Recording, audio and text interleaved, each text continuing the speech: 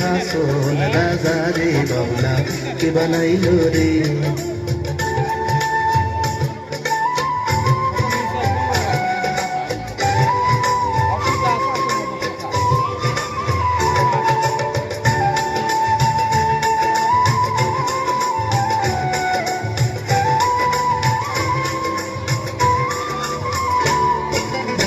পালাইলো পালাইলো বাউলা নাম তার হয় যে মাওলা। পালাইলো পালাইলো বাউলা নাম তার হয় যে মাওলা। দেখিয়া তার রূপের ছোট, দেখিয়া তার রূপের ছোট হাসন রাজা হইল বাউলা কে বানাইলো রে।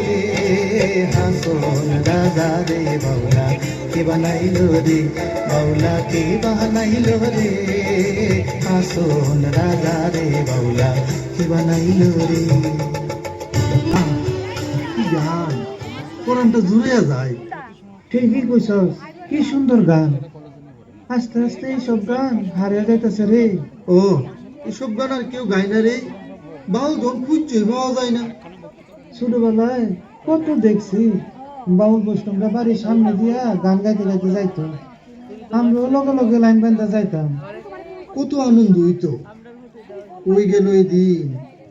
ঠিক কইছস, কই গেল এই দিন। আমরা সুগলটাও কিন্তু খুব সুন্দর গান গাইতো রে, গলাটাও তার খুব ভালো আসলো। কিটা যে করে এই গান টান ছেড়ে কই যে তাকে, কিটা যে করে কে জানে। কেমনে গাইতো, সারাক্ষণ হয়তো ঠোঁটের মধ্যে বিড়ি গুজ্জা রাখে আর কাশে। এই সারাক্ষণ বিড়ি টানলে কাশির কি দোষ? কত কইছি বিড়ি টিড়ি টানিস না, তোর জন্য তো সুন্দর গলা যাত্রা দলে ঢুক, ভালো নাম হইব। হ্যাঁ তুই তো কইতি, তে তো এইসব কথা হেই কান দিয়ে ঢুকাইয়া হেই কান দিয়ে বাইর করে দিত। কিন্তু তারা তো দেখে না অনেক দিন হইছে, বাজারও হয় না, গাছের তলা তো বয় না। ঠিক হইতো, সে তো হয় না অনেক দিন হইছে। চল তার বাড়ি যাই, নিশ্চয়ই কিছু একটা ঘোড়াইছে রে। হ হ হ চল তার বাড়ি গিয়ে গিয়া, ঠাকুর জানে ভালো আসেনি। ও চল চল, আর দেরি করিস না, আজকে যখন কামে গেছি না এখানেই চল। হ হ চল, ভালো থাকলে ভালো, নইলে তো আবার ঝামেলা আবার।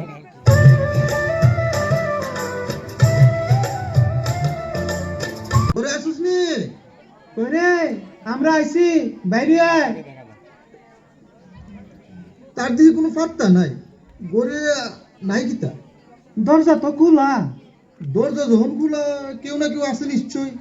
কিরে সুবা, ঘরে আসিস নি রে? কি গো বৌমা, তোমরা কেউ ঘরে আসুনি? কোনো শব্দই নাই। কেউ ঘরে আসুনি? এই বাড়িতে কেউ আসুনি?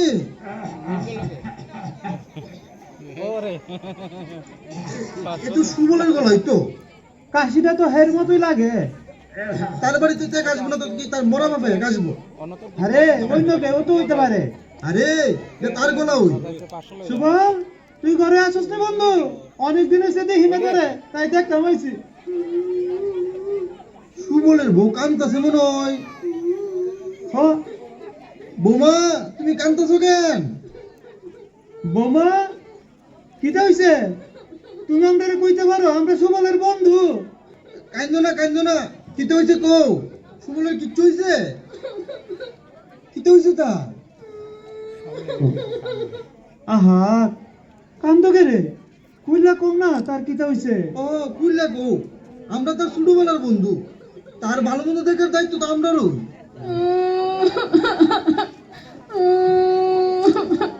কিতা কইতাম, আজকে এক মাস ধইরা হের কাশির লোকের রক্ত যাইতাছে, কাশলেই রক্ত বাইর, শরীরও দুর্বল হইয়া গেছে, গায়ে জ্বর, কামেও যাইতে পারে না। কও কিতা? এত বড় কথাটা তোমরা সহ্য করে রইলা, কাউরে কিছু না কইয়া। গ্রামে কি কোনো স্বাস্থ্য কেন্দ্র আসলো না? এইখানে যাইতে পারলা না? কেমনে নামু, যাইতে দিলে এনে স্বাস্থ্য কেন্দ্রের কথা কইলেই কয় সেইখানে গেলে বলে উল্টা পাল্টা ওষুধ দিব, এর টিকা জল ফরা দিলে তাড়াতাড়ি সারবো। তাই রামুর বাবার টিকা জল ফরা আইনা খাওয়াইছি 2 বার, কিছুই তো হইল না। কিতা কইলা? জল পরা খাওয়াইছো? হো তোমরা কি মাথার দোষ পড়ছে? জল পরা খাওয়াই রোগ সারাইবা? আরে রামুর বাপে তো রামুর লিয়া সপ্তাহে সপ্তাহে স্বাস্থ্য কেন্দ্রে যায়। তার জল পরা যদি রোগ সারতো তাইলে কি তার ফুলারে লিয়া স্বাস্থ্য কেন্দ্রে যাইতো? তোমরা কোন দুনিয়ায় বাস করো? আরে অনেক গ্রামে চিকিৎসার কত সুযোগ সুবিধা হইছে। আমি এত কিছু বুঝি না।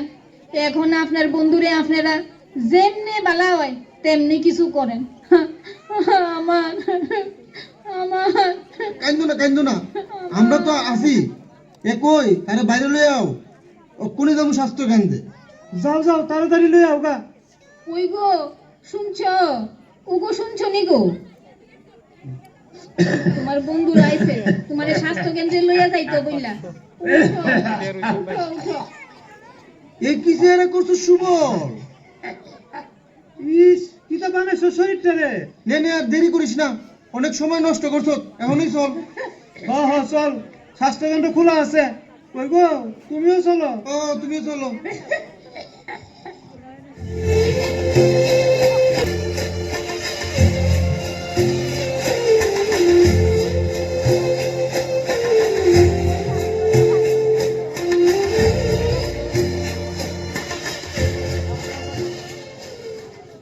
এই সুবল ক, ডাক্তার বাবুরে তোর কি হয়েছে ক।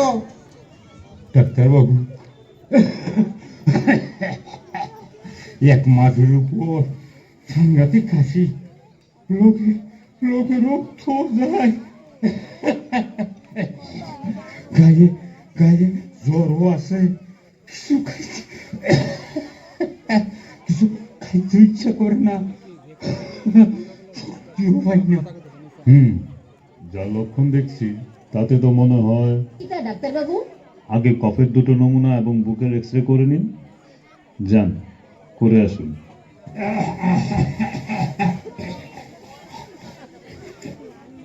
ডাক্তার বাবু, আমরা সুবলের কি তো হইছে?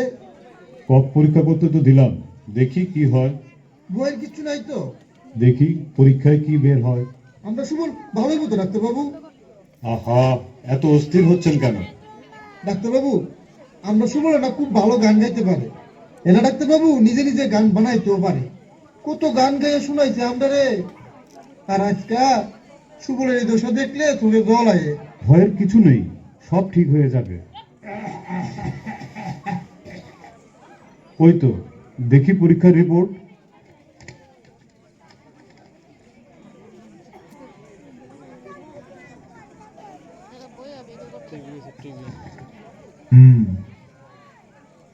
শুনুন সুবল বাবু, আপনার টিবি মানে যক্ষা হয়েছে। কোন কি ডাক্তার বাবু? ঘাবড়াবার কিছু নেই, ভয় পাবেন না। স্বাস্থ্যকেন্দ্র থেকে বিনামূল্যে এই রোগের সব ওষুধ মানে ডটস আপনাকে দেওয়া হবে। 6 মাস স্বাস্থ্যকর্মীর তত্ত্বাবধানে সময় মতো ওষুধ খাবেন, দেখবেন আপনার এই রোগ সেরে গেছে। ওষুধ নিয়মিত খাবেন, কোনোদিন ওষুধ বাদ গেলে এই রোগ কিন্তু আবার দেখা দিতে পারে। এই যে সুবল, শুন ভালো করে ডাক্তার বাবুর কথা।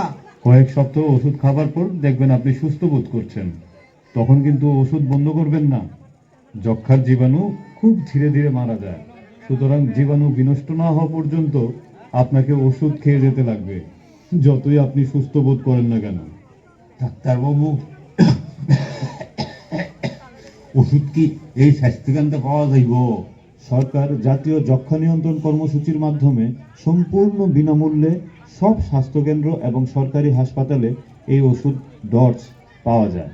কোন কি ডাক্তারবাবু, সরকার এই রোগের লিগা এত কিছু করতেছে?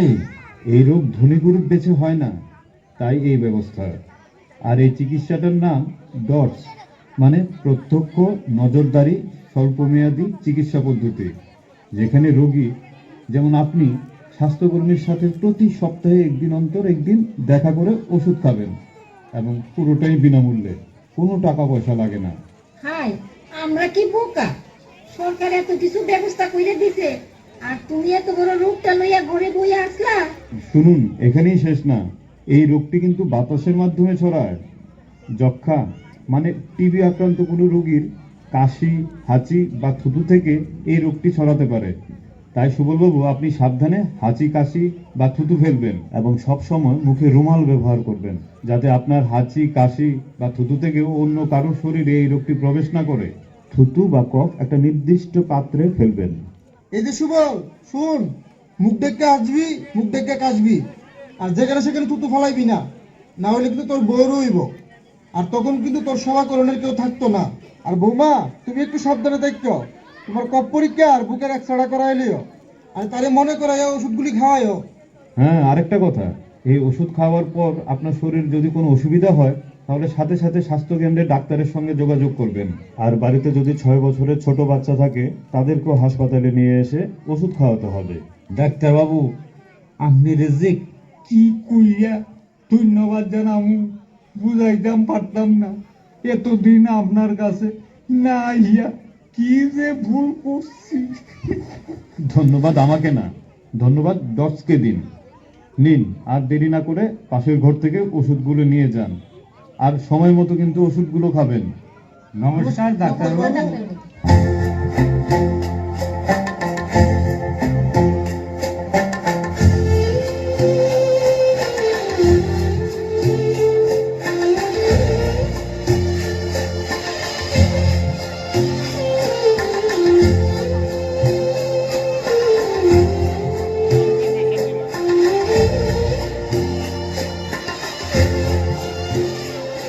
কিরে, সুবল যে যক্ষার চিকিৎসা আরম্ভ করলো, সে তো 9 মাস হয়ে গেছে, তার দিয়ে কোনো দেখা নাই। ঠিকই তো কইছিস, অন্য কিছু হইল না তো আবার? না বন্ধু না, আমার কোনো কিছু হইছে না। আমি আগে যেমন আসলাম ঠিক তেমনি আছি। যেখানে প্রত্যক্ষ নজরদারি স্বল্প মেয়াদী চিকিৎসা পদ্ধতি আছে, মানে মানে ডস আছে, সেখানে যক্কা ঢুকতে পারে না। বুঝলা বন্ধু? তা তো বুঝলাম, কিন্তু বুঝতে লইয়া কই যাইতেছ আমরা না জানাইয়া? তোমরা না জানাইয়া আমি কোথাও যাইতে পারি? তোমরা লিখে আমি আমার নতুন জীবন পাইছি, তাই কইতে আইছি। কিতা? বন্ধু, আমি একটা যাত্রা কোম্পানিতে বিবেকের গান গাওয়ানোর কাম পাইছি। তারা 200 টাকা দিয়া বাইনা ঘুরে গেছে। বাবা বাবা, খুব ভালো খবর দিলা বন্ধু। যা, সুন্দর বিরা গা গা, আমরা গ্রামের সুনাম বাড়া। কিন্তু বন্ধু, যাওয়ার আগে যে তোর নিজের বিবেকে একটা গান শুনে যাওয়ার লাগবে আমরা রে, নাহলে তো ছাড়তাম না। ও সেই কথা, তাইলে শুনো। তাহলে শোনা। বন্ধু তোমার জ্ঞানের আলোয় বাঁচলো জীবন আজ। যক্কা হইয়া ঘরে বইয়া রইতাম যদি আজ, আমার এই নতুন জীবন রইত নারাজ। আমার এই নতুন জীবন রইত নারাজ। বন্ধু তোমার জ্ঞানের আলোয়, বন্ধু তোমার জ্ঞানের আলোয় বাঁচলো জীবন আজ। যক্কা হইয়া ঘরে বইয়া রইতাম যদি আজ, আমার এই নতুন জীবন রইত নারাজ। আমার এই নতুন জীবন রইত নারাজ। হাসপাতালে গিয়া দেখছি বিনামূল্যে ঔষধ পাইছি, স্বাস্থ্যকর্মীর নজরদারিত সেই ঔষধ আমি খাইছি। হাসপাতালে গিয়া দেখছি বিনামূল্যে ঔষধ পাইছি, স্বাস্থ্যকর্মীর নজরদারিত সেই ঔষধ আমি খাইছি।